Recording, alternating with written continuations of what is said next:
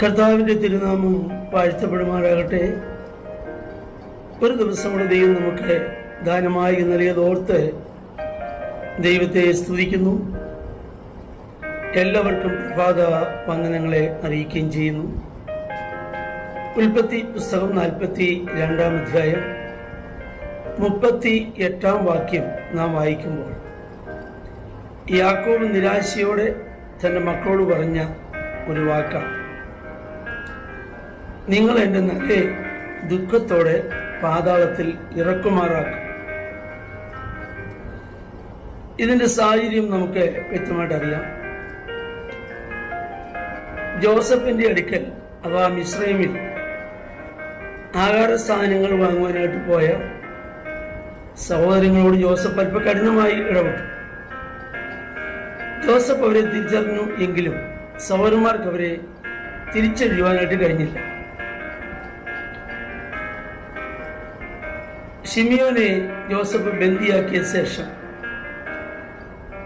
സഹോദരന്മാരെ ഭക്ഷണവുമായി മടക്കി അയച്ചു.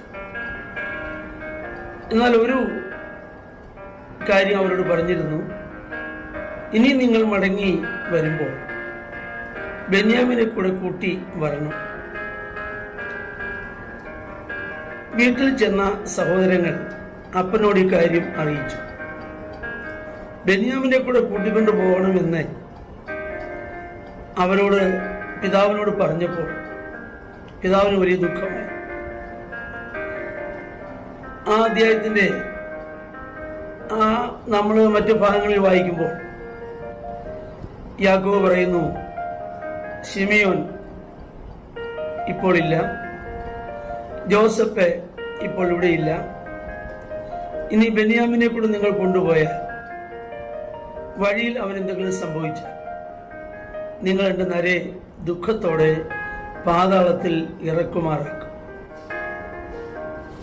ഇവിടെ നാം ഒരു കാര്യം മനസ്സിലാക്കുന്നു: സാഹചര്യങ്ങളെ നോക്കി ഭാവിയെ നിർണയിക്കരുത്. യാക്കോബ് പറയുന്നു, സകലതും എനിക്ക് പ്രതികൂലം. ആ പ്രതികൂല സാഹചര്യത്തിലാണ് യാക്കോബ് ഞാനൊരു വാചകം പറഞ്ഞത്. യാക്കോബ് പറയുന്നത്, നിങ്ങൾ ദുഃഖത്തോടെ എൻ്റെ നരെ പാതാളത്തിൽ ഇറക്കുമാറാക്കും. സാഹചര്യങ്ങളെ നോക്കി പലപ്പോഴും നമ്മളും ഭാരപ്പെടുകയും വേദനിക്കുകയും ഒക്കെ ചെയ്യാറുണ്ട്. ഉദാഹരണം, ഒരിക്കൽ ദാവീദ് പറഞ്ഞു, ഒരു ദിവസം ഞാൻ ശൗലിന്റെ കയ്യാൽ നശിക്കുകയുള്ളൂ. എന്നാൽ ശൗലിന്റെ കയ്യാൽ നശിക്കാൻ ദൈവം ദാവീദിനെ വിട്ടുകൊടുത്തില്ല.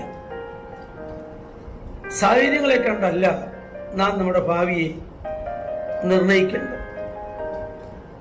യാക്കോബിന്റെ ജീവിതം നമുക്ക് വ്യക്തമായിട്ട് അറിയാം. നഷ്ടപ്പെട്ടു പോയെന്ന് 20ഓളം വർഷങ്ങൾ വേദനിച്ച് ഇരുന്ന ആ ജോസഫിനോട് കൂടി ഒരു മന്ത്രിയുടെ പിതാവായി തന്നെ മിസ്രൈമിൽ എല്ലാ സൗകര്യങ്ങളുമായി 15ലധികം വർഷങ്ങൾ യാക്കോബിന് പാർക്കുവാൻ ദൈവം അവസരമൊരുക്കി. യാക്കോബിന്റെ മരണത്തിങ്കൽ യാക്കോബ് മക്കളെ അനുഗ്രഹിക്കുന്ന കൂട്ടത്തിൽ ജോസഫിനോട് പറയുന്നു, നിന്നെ കാണാമെന്നൊരിക്കലും ഞാൻ വിചാരിച്ചതല്ല, എന്നാൽ നിന്റെ മക്കളെയും കാണുവാൻ ദൈവം എനിക്ക് കൃപ ചെയ്തല്ലോ. അപ്പോൾ ദുഃഖത്തോടെ പാതാളത്തിൽ ഇറങ്ങും എന്ന് വേദനയോടെ ഭാവിയെ നോക്കി പറഞ്ഞ യാക്കോബ് ദുഃഖത്തോടെ പാതാളത്തിൽ പോകാൻ സ്വർഗം സമ്മതിച്ചില്ല. ബൈബിളിൽ മറ്റുള്ള ആർക്കും ലഭിക്കാത്ത ഒരു നല്ല അടക്കമാണ് ദൈവം യാക്കോബിന് നൽകിയത്. നമുക്കറിയാം, 40 ദിവസത്തോളം യാക്കോബിന്റെ ബോഡിയിൽ സുഗന്ധവർഗം ഇട്ടു. 70 ദിവസത്തോളം ഈജിപ്തിൽ യാക്കോബിനോട് വിലാപം കഴിച്ചു. അതുപോലെ ഒരു വിലാപം മറ്റാർക്കും വേണ്ടി കഴിച്ചതായിട്ട് നമുക്ക് മനസ്സിലാക്കാൻ കഴിയുന്നില്ല. സാഹചര്യങ്ങളെ നോക്കി ഭാവിയെ നിർണയിക്കരുത്. എന്നെ കേൾക്കുന്ന പ്രിയമുള്ളവരെ, നമ്മുടെ ചുറ്റുപാടുകളെ നോക്കി, മറ്റുള്ളവരുടെ വാക്കുകളെ നോക്കി മറ്റു ചില പ്രവൃത്തികളെ കണ്ട് നമ്മുടെ ഭാവിയെ നിർണയിക്കരുത്. സ്വർഗം നമുക്ക് വേണ്ടി ഒരുക്കിയിരിക്കുന്ന ശുഭകരമായ ഒരനുഭവമുണ്ട് എന്ന് വ്യക്തമായി ഗ്രഹിപ്പാൻ ഈ വാക്കുകളിലൂടെ ദൈവം നമുക്ക് കൃപ ചെയ്യട്ടെ. നമുക്ക് പ്രാർത്ഥിക്കാം. ഞങ്ങളെ സ്നേഹിക്കുന്ന ഞങ്ങളുടെ പ്രിയ കർത്താവെ, ഈ വചനം കേട്ട എല്ലാവർക്കായിട്ടും കർത്താവിന് സ്തോത്രം ചെയ്യുകയും എല്ലാവരെയും അങ്ങയുടെ നാമത്തിൽ അനുഗ്രഹിക്കുകയും ചെയ്യും. ഞങ്ങൾ സാഹചര്യങ്ങളെ നോക്കി ഞങ്ങളുടെ ഭാവിയെ നിർണ്ണയിക്കുവാനല്ല, ദൈവം ഒരുക്കിയിരിക്കുന്ന ശുഭഭാവി കണ്ട് സന്തോഷിപ്പാൻ കർത്താവ് എല്ലാവർക്കും കൃപ ചെയ്യണം. യേശുവിൻ നാമത്തിൽ തന്നെ ആമേൻ.